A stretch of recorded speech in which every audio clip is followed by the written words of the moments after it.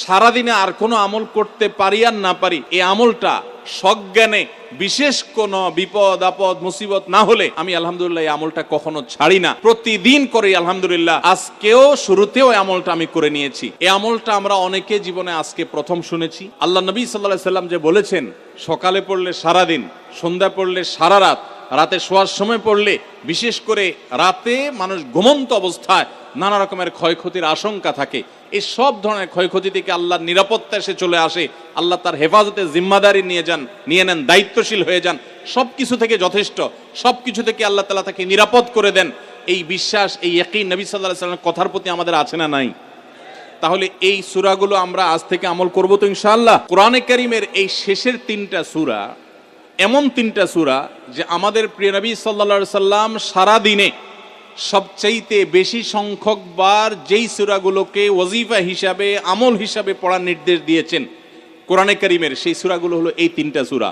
এই তিনটা সূরা দিনে এবং রাতে যত বেশি সংখ্যক বার পাঠ করতে হয়, অন্য কোন সূরা, এমনকি অন্য কোন দোয়া এত বেশি সংখ্যক বার পাঠের নির্দেশ কোরআনে অথবা হাদিসে কোথাও দেওয়া হয় নাই।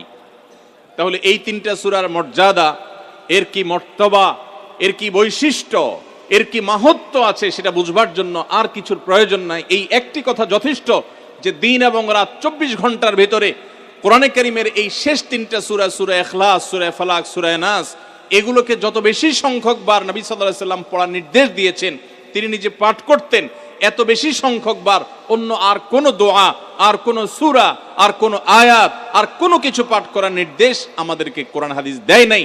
এখান থেকে এই তিনটার সূরা যে আল্লাহর কাছে কত গুরুত্বপূর্ণ, নবী সাল্লাল্লাহু আলাইহি সাল্লামের কাছে কত গুরুত্বপূর্ণ, যে রিপিটেডলি এত বেশি সংখ্যক বার পাঠ করার নির্দেশ দেওয়া হয়েছে, এটা পরিষ্কারভাবে বোঝা যায় কি যায় না বলেন? সম্মানিত ভাইরা আমার, সূরা ইখলাস, সূরা ফালাক, সূরা নাস, এই তিন সূরা দিন এবং রাত সব মিলিয়ে আমাদের প্রিয় নবী সাল্লাল্লাহু আলাইহি ওয়াসাল্লাম তিন জায়গায় তিনি তিন সময় এই সূরাগুলো পাঠ করতেন। একটা হলো সকাল এবং সন্ধ্যায়। সকাল এবং সন্ধ্যায় নবী করিম সাল্লাল্লাহু আলাইহি ওয়াসাল্লাম তিন কুল পড়তেন। এটাকে সংক্ষেপে বলা হয় তিন কুল।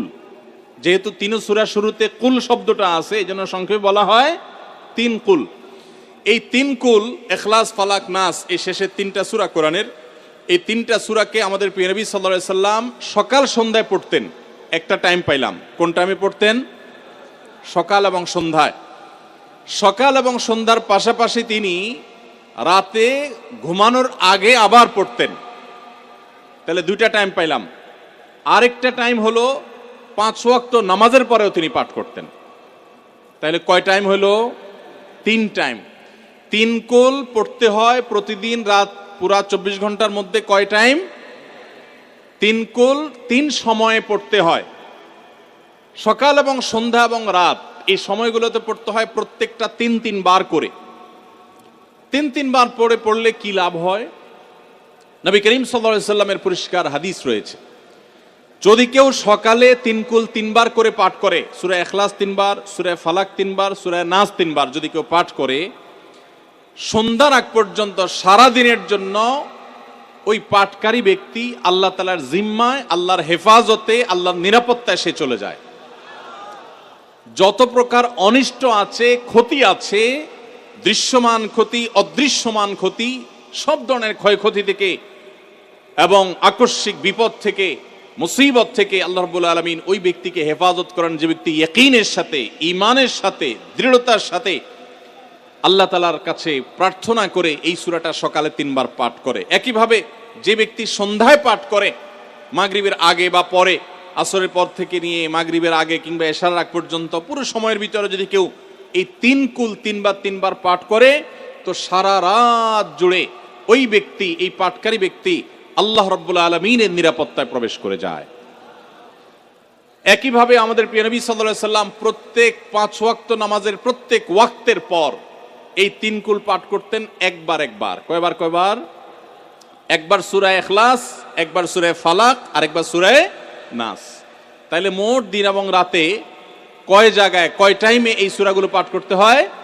3 টাইম। একটা হলো সকাল সন্ধ্যায়, আরেকটা হলো রাতে শোয়ার আগে, আরেকটা হলো 5 ওয়াক্ত নামাজের 5 ওয়াক্ত নামাজের পরে একবার করে, একবার সূরা ইখলাস, একবার সূরা ফালাক, একবার সূরা নাস, ফজরের পরে, আবার যোহরের পরে, আবার আসরের পরে, আবার মাগরিবের পরে, আবার এশারের পরে।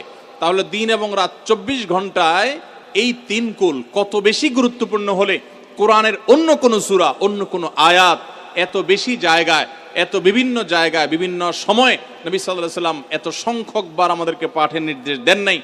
এখান থেকে বোঝা যায় এই সূরাগুলো কত গুরুত্বপূর্ণ, কত প্রয়োজনীয় এবং কত ফজিলত এবং মর্যাদাপূর্ণ। ভাইরা আমার, দিন এবং রাত 24 ঘন্টার ভিতরে 3 সময় এই সূরাগুলো মোট কতবার পাঠ করা হয়? আসুন আমরা হিসাব করি। সকাল, সন্ধ্যা এবং রাতে 3 বার করে যদি পাঠ করা হয় তাহলে কয়বার হলো? 9 বার করে। সকালে 3 বার, সন্ধ্যায় 3 বার, রাতে 3 বার, তাহলে মোট কয়বার হলো? 9 বার। আর 5 ওয়াক্ত নামাজের পরে 5 বার, কয়বার হলো? 9 আর 5 কত? 14। সূরা ইখলাস দিনে কয়বার পড়তে হয়? কমপক্ষে 14 বার পাঠ করা সুন্নাহ। সূরা ফালাক দিনে 14 বার পাঠ করা সুন্নাহ। সূরা নাস দিনে 14 বার পাঠ করা, এটা সুন্নাত নবী সাল্লাল্লাহু আলাইহি সাল্লামের। এই আমলটা আমরা অনেকে জীবনে আজকে প্রথম শুনেছি, অনেকে হয়তো আগে থেকে জানি। আমি এই ফজিলত এবং মর্যাদার কথা যে বললাম, আল্লাহ নবী সাল্লাল্লাহু আলাইহি সাল্লাম যে বলেছেন সকালে পড়লে সারা দিন, সন্ধ্যা পড়লে সারা রাত, রাতে শোয়ার সময় পড়লে, বিশেষ করে রাতে মানুষ ঘুমন্ত অবস্থায় নানা রকমের ক্ষয়ক্ষতির আশঙ্কা থাকে, এই সব ধরনের ক্ষয়ক্ষতি থেকে আল্লাহর নিরাপত্তা এসে চলে আসে। আল্লাহ তার হেফাজতের জিম্মাদারি নিয়ে নেন, দায়িত্বশীল হয়ে যান। সব কিছু থেকে যথেষ্ট, সব কিছু থেকে আল্লাহ তাআলা তাকে নিরাপদ করে দেন। এই বিশ্বাস, এই ইয়াকিন নবী সাল্লাল্লাহু আলাইহি সাল্লামের কথার প্রতি আমাদের আছে না নাই?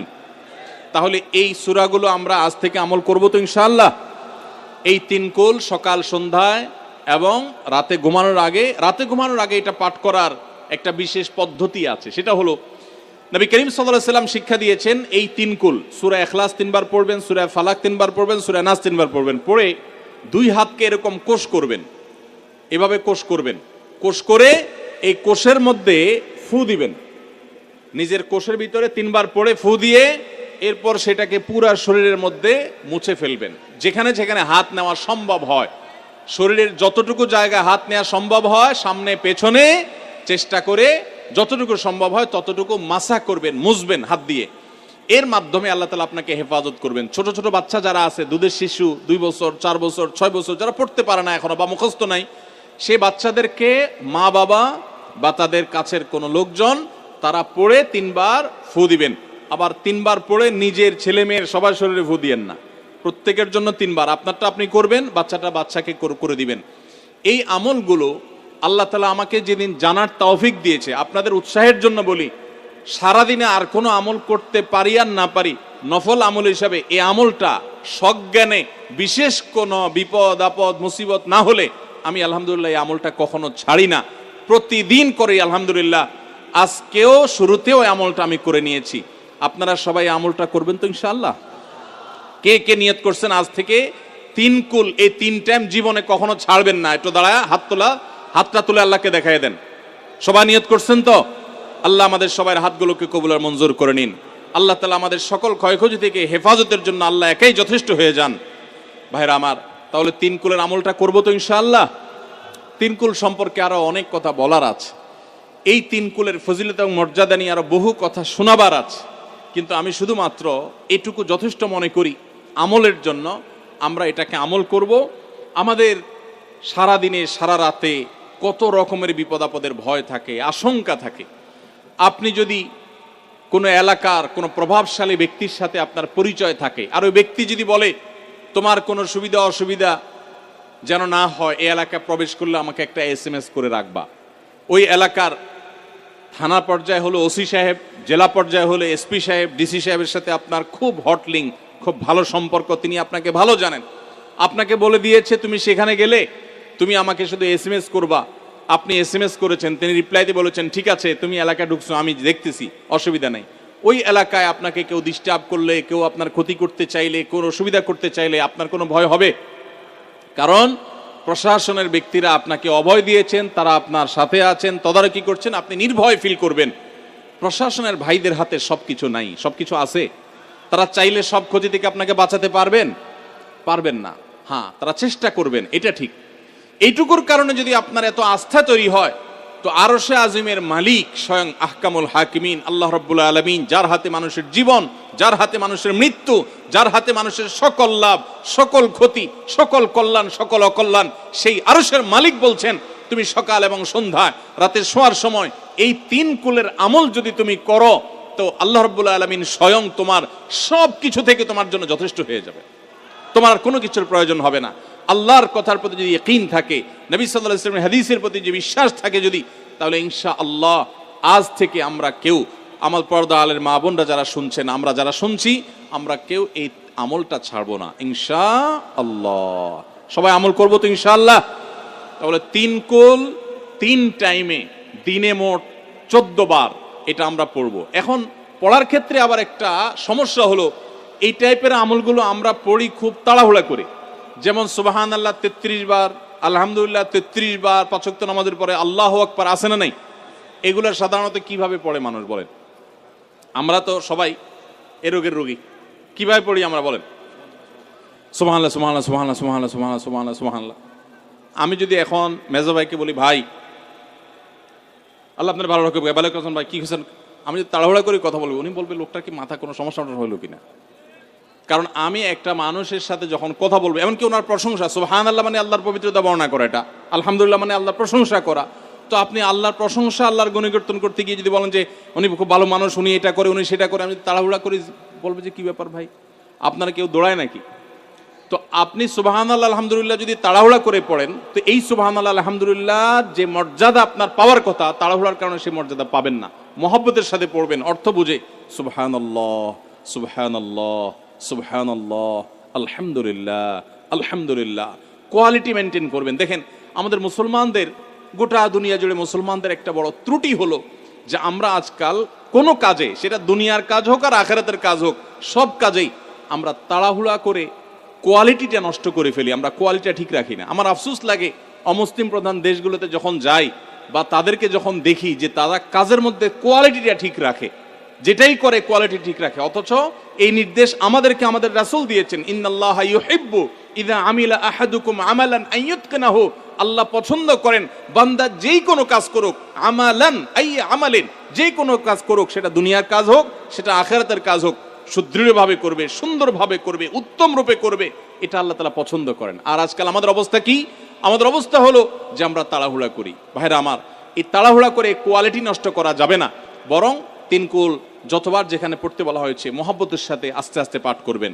আল্লাহ আমাদের সবাইকে আমলের তৌফিক দান করুন, আমিন।